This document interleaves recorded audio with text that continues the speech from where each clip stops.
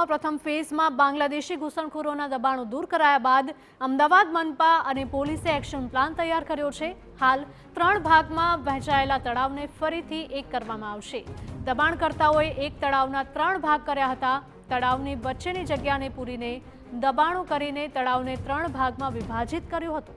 આ વિભાજિત થયેલા તળાવને પુનઃ એક કરવાનું એએમસીનું પ્રથમ લક્ષ્ય છે। ચંડોળા તળાવમાં વર્ષ 2017માં 8000 ગેરકાયદે બાંધકામ હતા। સૂત્રો મુજબ હાલમાં 16000 જેટલા ગેરકાયદે દબાણો હોવાનો અંદાજ છે।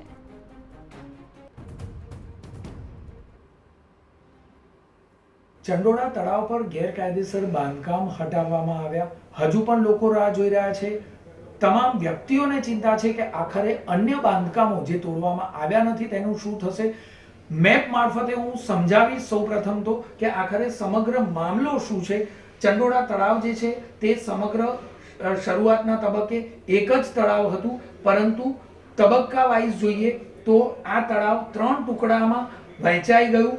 વચ્ચે જે આ દ્રશ્ય દેખાય છે તેમાં ગેરકાયદેસર રીતે વસવાટ કરનાર લોકો આવી ગયા, અલગ અલગ એકમો બની ગયા। જે પ્રકારે આ સમગ્ર મેપ છે તે મેપ અલગ અલગ રીતે હું દર્શાવવાનો પ્રયત્ન કરીશ કે આખરે આ સમગ્ર માર્ગ છે તે માર્ગ બની ગયો અને ચંડોળા તળાવના 3 ટુકડા થઈ ચૂક્યા। આખરે હવે મ્યુનિસિપલ કમિશનર અને પોલીસ કમિશનર એટલે કે પોલીસ અને કોર્પોરેશનની ટીમ સાથે રહી અને આ 3 ટુકડામાં વહેંચાયેલા તળાવને પ્રાથમિક તબક્કે એક તળાવ કરવા માટે કમર કસી રહ્યું છે। જે વિભાગ છે તે કમર કસી રહ્યું છે।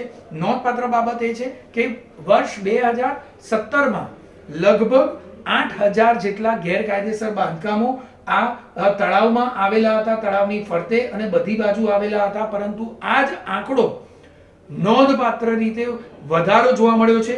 એટલે કે હાલમાં જોઈએ તો હાલમાં એક અંદાજ પ્રમાણે સૂત્રો તરફથી મળતી માહિતી મુજબ 16000 જેટલા ગેરકાયદેસર બાંધકામ ચંડોળા તળાવ પર થઈ ચૂક્યા છે અને આખરે તેને કેવી રીતે દૂર કરવા તે એક મોટો પ્રશ્ન કોર્પોરેશન અને પોલીસ વિભાગ માટે પણ બની ચૂક્યો છે। કેમેરામેન અરવિંદ સોલંકી સાથે જિગ્નેશ પટેલ, TV9 અમદાવાદ। અને હવે તમને નકશાના માધ્યમથી હું સમજાવવાનો પ્રયાસ કરીશ કે પહેલા ચંડોળા તળાવની સ્થિતિ કેવી હતી અને હવે ચંડોળા તળાવની સ્થિતિ કેવી છે, કેટલા પ્રમાણમાં અહીંયા બાંગ્લાદેશીઓએ દબાણ કર્યું હતું। વર્ષ 2010ની પરિસ્થિતિ આપને સમજાવવાનો હું પ્રયાસ કરીશ। ચંડોળા તળાવ પહેલા એક જ હતું, પરંતુ જ્યારથી બાંગ્લાદેશીઓ આવ્યા અહીંયા વસવાટ કરતા થયા ત્યાંથી પણ વધારે ને વધારે બાંગ્લાદેશીઓને બોલાવવામાં આવ્યા છે અને અહીંયા તેમને વસવાટ માટે જગ્યા પૂરી પાડવામાં આવતી હતી। વર્ષ 2000ની પરિસ્થિતિ તમે આ મેપ પર જોઈ શકો છો કે આ ચંડોળા તળાવ છે તેની આસપાસ પણ 2 જળાશય જેવા નાના ભાગ જોવા મળી રહ્યા છે। તે પણ ચંડોળા તળાવનો જ એક ભાગ છે, પરંતુ દબાણકર્તાઓએ અહીંયા પણ દબાણ કરી લીધું અને આ દબાણ છે તે ધીરે ધીરે તેઓ પાણી ઉપર પણ કરતા ગયા, એટલે કે પાણી ઉપર તેઓએ રેતી માટી નાખીને તે દબાણ કર્યું હતું અને તેની ઉપર પણ તેઓ વધારે ને વધારે બાંધકામ કરી શકે, વધારે ને વધારે લોકો રહી શકે તે પ્રકારની પોતાના માટેની સગવડતા કરતા હતા। વર્ષ 2021ની જો વાત કરીએ તો કેસરી કલરની આ જે લાઈન તમે જોઈ શકો છો કે જ્યાં દબાણ કર્યું હતું બાંગ્લાદેશીઓએ, અહીંયા લીલા કલરની લાઈન છે, પરંતુ અંદર જે કેસરી કલરની લાઈન જોવા મળી રહી છે તેમ તેમ તેઓ દબાણ પોતાનું વધારતા ગયા। અહીંયા પણ એક મોટો ભાગ જોઈ શકાય છે કે અહીંયા જે પાણીનો હિસ્સો હતો તે પાણીનો હિસ્સો હવે નહોતો રહ્યો 2021માં। અહીંયા પણ દબાણકર્તાઓએ દબાણ કરી દીધા હતા। અહીંયા ઉપર પણ ખાસ મોટો ફરક જોવા મળી રહ્યો છે।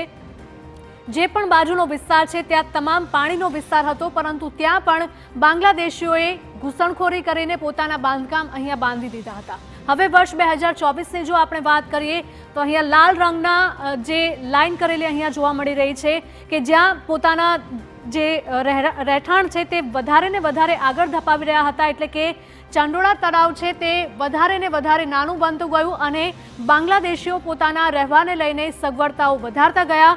તેમ તેમ જોઈ શકાય છે કે પહેલા જે પ્રકારે અહીંયા બાઉન્ડ્રી હતી તે બાઉન્ડ્રી વધારે ને વધારે અંદર આવતી ગઈ। અહીંયા મોટો ડિફરન્સ જોવા મળી રહ્યો છે કે અહીંયા વર્ષ 2010માં અહીંયા સુધી દબાણ હતા, પરંતુ વર્ષ 2021માં ત્યાંથી થોડું આગળ અને વર્ષ 2024માં તેઓએ ઘણું બધું દબાણ કરી લીધું હતું। તેવું જ આ ચંડોળાના બંને ભાગો છે ત્યાં પણ એ જોઈ શકાય છે।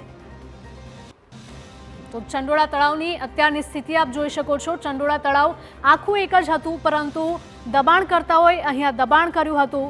ચંડોળા તળાવનું જે પાણી હતું તે પાણી ઉપર રેતી નાખવામાં આવી, માટી નાખવામાં આવી અને અહીંયા પોતે વસવાટ કરી શકાય તે માટે રૂમ્સ બનાવવામાં આવી હતી અને દબાણ કરવામાં આવ્યું હતું।